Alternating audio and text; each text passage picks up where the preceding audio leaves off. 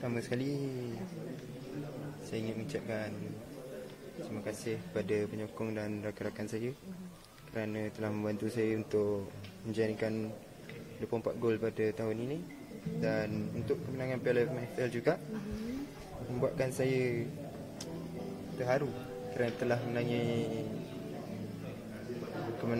anugerah ini. Semoga anugerah ini dapat membantu saya meningkatkan prestasi saya pada tahun hadapan dan bersedia untuk hadapi musim hadapan. Apa yang membuat saya terharu?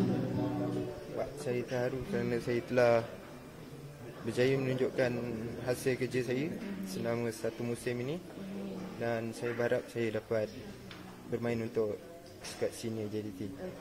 Kalau you target bila agak-agaknya you nak pergi ke sini, berapa lama lagi you target, berapa jangka masa yang you harapkan? Maybe 1 year or 2 year. Okay, alright. So secara keseluruhan, you rasa you di right way, right path sekarang ni?